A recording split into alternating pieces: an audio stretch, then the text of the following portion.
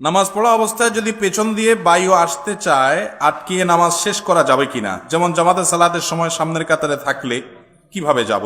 মাজার জিয়ারত করা আর মাজার সিজদা করার মধ্যে পার্থক্য কি? প্রতিবেশীর হক কতটুকু? এরপর প্রশ্ন হলো, অনেক সময় ট্রেনে যাত্রা করি কিন্তু টিকিট কাটি না, নামার সময় ভাড়াও চায় না, তখন ভাড়া না দিয়েই নেমে পড়ি, এক্ষেত্রে গুনাহ হবে কিনা? আবার মাঝে মধ্যে অর্ধেক রাস্তার টিকিট কাটি শুধু। ভাই, বান্দার হক নষ্ট করলে গুনাহ শুধু হবে না, এমন গুনাহ হবে যে গুনার মাফ আল্লাহ নিজে করবেন না, ওই বান্দার কাছ থেকে কি আমাদের ময়দানে মাপ নেওয়া ছাড়া উপায় থাকবে না। তো এই ধরনের পরিস্থিতি যদি হয় তাহলে টিকিট কি করবেন? কথার কথা 50 টাকার টিকিট ফাঁকি দিয়েছেন, বুঝেন নাই তখন, এখন আল্লাহর ভয় আসছি, যে ট্রেনের টিকিট 50 টাকা ফাঁকি দিয়ে আপনি চলে গেছেন, টিকিট কাটেন নাই, ওই ট্রেনের টিকিট এখন 50 টাকার স্ট্যান্ডিং টিকিট কিনবেন, কিনে ওটা ছিঁড়ে ফেলে দিবেন, ট্রেনে আর উঠবেন না। তাহলে টাকাটা কোম্পানি পেয়ে গেল, রেল কর্তৃপক্ষ পেয়ে গেল, আপনিও দায়মুক্ত হয়ে গেলেন। বুঝেন নাই কথা? বুদ্ধিটা বুঝেন নাই? আপনি যত টাকার টিকিট ফাঁকি দিচ্ছেন যোগ বিয়োগ করে দেখলেন সব মিলে 500 টাকা হয়েছে বা 2000 টাকা হবে, এর বেশি হবে না। তাহলে এবার রেলের টিকিট ফাঁকি দিচ্ছেন, আপনি তো জানেন কোন রুটে চলাফেরা করেন, কিশোরগঞ্জ টু ঢাকা, আপনি এই রুটে চলাফেরা করে ফাঁকি ঝুঁকি দিচ্ছেন, সব মিলে মোট এতবার হবে, এত টাকার বেশি না।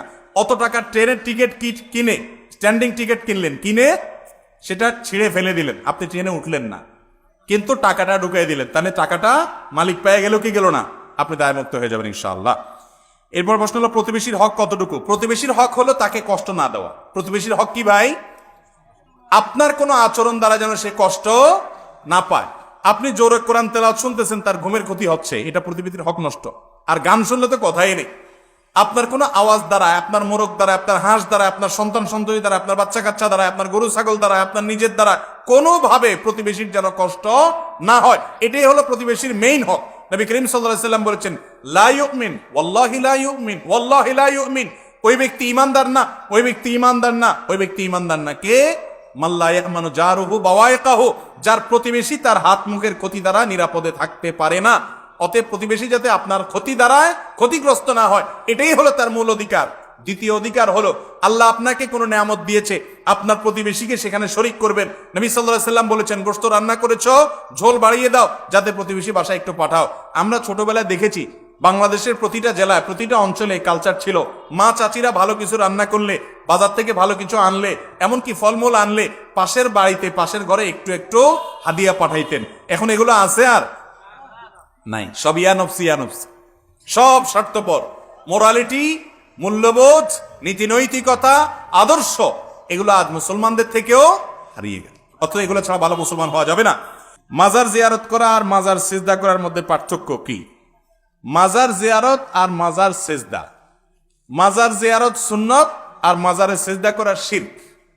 মাজার জিয়ারত করা হলো সওয়াবের কাজ, আর সিজদা করা হলো কি? গুনাহের কাজ না, শুধু শিরকের মতো গুনাহের কাজ, যেটা একটু আগে আলোচনা করলাম। মাজার মানেটা কি? আমরা মনে করি মাজার মানে হলো বড় কোনো পীর সাহেবের কবর হলে ওটার নাম কি? মাজার। আর আমাদের মতো গরিব মানুষের কবর হলে ওটার নাম কি? কবর। এটা ভুল কথা ভাই। মাজার আরবি শব্দ, এর অর্থ হলো জিয়ারত করার স্থান, মানে কবর, যেটাকে মানুষ জিয়ারত করতে যায়। অতএব সাধারণ কবরও কবর, ওই বড় কোনো আলেমের কবরও কি? কোন পীর সাহেবের কবরও কি? গরিবের যে কবর, সাধারণ মুসলমানের যে কবর, সেটাও মাজার। আবার যে অর্থে এটাকে মাজার বলছেন, একই অর্থে বড় কোনো আলেমের কবরও কি? মানে জিয়ারত করার জায়গা। অতএব যে কোনো কবর জিয়ারত করা ভালো, কিন্তু সেখানে গিয়ে তার কাছে কিছু চাওয়া বা সিজদা করা, এটা কি না ভালো না, এটা হলো শিরক করা। আমরা মনে করি কবরবাসীর কাছে কিছু পাওয়ার জন্য যাওয়া যায় না, কবরবাসীকে বরং দিতে যান, কি? দোয়া দিতে যান। সালামুন আলাইকুম দারা কওমিন মুমিনিন, তোমাদের মধ্যে শান্তি বর্ষিত হোক। দোয়া হলো না তাদের জন্য, এই জন্য কবরে যাবে। জোহরের কিছুক্ষণ আগে সফরে বের হয়েছি, এখন আমি জানি আসরের আগে ওখানে কিছুতেই পৌঁছতে পারবো না, এক্ষেত্রে জোহরের নামাজকে আসরের সাথে পড়তে পারবো নাকি কাজা হয়ে যাবে? সফরে জোহর, আসর এবং মাগরিব, এশা, এগুলো মুসাফির ব্যক্তি জমা করতে পারবে কিনা, অর্থাৎ একত্র করতে পারবে কিনা, এটা নিয়ে ফুকাহাদের মধ্যে মত পার্থক্য আছে। ইমাম আবু হানিফা রাহিমাহুল্লাহর গবেষণা অনুযায়ী, কোন হাদিস অনুযায়ী উনি গবেষণা করে ওনার থট বলে যে না, মুসাফির সফরে জোহর, আসর এবং মাগরিব, এশা এই ওয়াক্তগুলো একটাকে আরেকটার সাথে মিলিয়ে পড়বে না, তবে জামায়ে সুরি করবে। জামায়ে সুরি কি? দৃশ্যত একত্র করা, জোহরকে লাস্ট ওয়াক্তে পড়া, আসরকে ফার্স্ট ওয়াক্তে পড়া, এটাও এক প্রকার জমা। এটার প্রবক্তা ওনারা। অন্যান্য অনেক ফুকাহায়ে কেরাম বলেন যে না, নবী করিম সাল্লাল্লাহু আলাইহি ওয়াসাল্লাম বিভিন্ন হাদিস থেকে বোঝা যায় সফরে জমা করার কথা। অতএব জোহর এবং আসর মুসাফির একসাথে পড়ে ফেলতে পারে। জোহরকে দেরি করে আসরের সাথে, অথবা আসরকে আগে জোহরের সাথে, আবার মাগরিব এসে একসাথে পড়তে পারে। এই দুই রকমের মত ফুকাহায়ে কেরামের মধ্যে আছে, এবং এটা নিয়ে আমাদের মধ্যে অনেকে আছেন সুবিধা নেওয়া জায়েজ নাই। মাসআলা যেখান থেকে যেটা সুবিধা হলো সেখান থেকে সেটা নিয়ে নিলেন, এটা হলো আপনার প্রবৃত্তির অনুসরণ, কোরআন হাদিসের অনুসরণ হবে না। এরকম রোগ আমাদের মধ্যে আছে না নাই? যেখানে যেটা সহজ হয়, সুবিধা হয়, ওখান থেকে ওটা শুধু নেই, আছে না? এটা করা যাবে না। আল্লাহ আমাদেরকে বোঝার তৌফিক দান করুন। নামাজ পড়া অবস্থায় যদি পেছন দিয়ে বায়ু আসতে চায়, আটকিয়ে নামাজ শেষ করা যাবে কিনা? যেমন জামাতে সালাতের সময় সামনের কাতারে থাকলে কিভাবে যাব? দেখুন, সালাতের মধ্যে যদি কারোর বায়ুর প্রেসার চলে আসে, অবশ্যই তিনি সেটা ধরে রেখে সালাত আদায় করবেন, এতে কোনো অসুবিধা নাই। কিন্তু সালাতের আগে, ধরেন সালাতের বাকি আছে আরো 10 মিনিট, আর সময়টা হলো কনকনে শীতের সময়, আপনার বায়ুর প্রেসার আসছে, তখন যদি আপনি চাপাচাপি করে ধরে রাখেন যে 10 মিনিট আমি যদি পার করতে পারি, সাথে আর 5-7 মিনিট যোগ করলে এই 15-20 মিনিট একটু সহ্য করতে পারলে আমার আর ঠান্ডা পানি দিয়ে উজুটা করা লাগে না, এই চিন্তা থেকে যদি আপনি চাপাচাপি করে আটকায় রাখেন, তাহলে সেটা কিন্তু গর্হিত কাজ, সেটা কিন্তু ভুল, অন্যায় কাজ। কারণ আপনার এই চাপাচাপি করে আটকায় রেখে যদি নামাজ পড়েন, নামাজে মনোযোগ থাকবে না।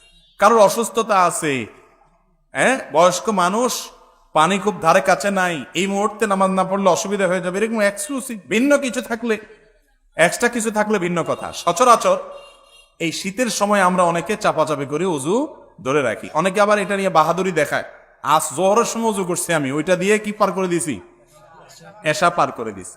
হ্যাঁ, যদি আপনার পেশাবের বেগ না আসে, বায়ুর বেগ না আসে, আপনি পার করেন, অসুবিধা নেই। কিন্তু বেগ আছে, তাও আপনি ধরে রেখে বীরত্ব জাহির করতেছেন, আপনি বীর না, আপনি বীরু।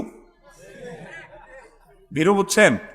মানে কাপুরুষ কেন? একটু ঠান্ডা পানিতে আপনি ভয় পেয়ে যাচ্ছেন, এত ভয়ের কি আছে? এই পানি লাগলে কি মারা যাবেন? নবী করিম সাল্লাল্লাহু আলাইহি ওয়াসাল্লাম বলেছেন, আলা আদুল্লুকুম আলা মা ইয়ামহুল্লাহু বিহিল খাতায়া ওয়া ইয়ারফা'ু বিহিদ দারাজাত। এমন আমলের কথা কি তোমাদেরকে আমি শিখাই দিব না, যে আমলের মাধ্যমে আল্লাহ তাআলা তোমাদের গুনাহ মাফ করে দিবেন আর তোমাদের মর্যাদা বৃদ্ধি করে দিবেন। সাহাবী কেরাম ইয়া রাসূলুল্লাহ, অবশ্যই বলেন, আমরা তো এটাই চাই। তারা তো এটাই চাইতেন। তো নবী করিম সাল্লাল্লাহু আলাইহি ওয়াসাল্লাম 3টি আমলের কথা বললেন, তার ভিতরে একটি হলো ইসবাগুল ওযুই আলাল মাকারে। কষ্ট হয়, ওযু করতে মন চায় না, তারপরে আপনি সাহস করে ওযু করলেন, এই আমলটার মাধ্যমে আল্লাহ গুনাহ মাফ করেন, মর্যাদা বৃদ্ধি করেন। এজন্য নামাজের মধ্যে বায়ুর বেগ বেশি আসলে আপনি অবশ্যই ইবাদতে লিপ্ত আছেন, সেজন্য চাপাচাপি করে ধরে রাখতে পারেন।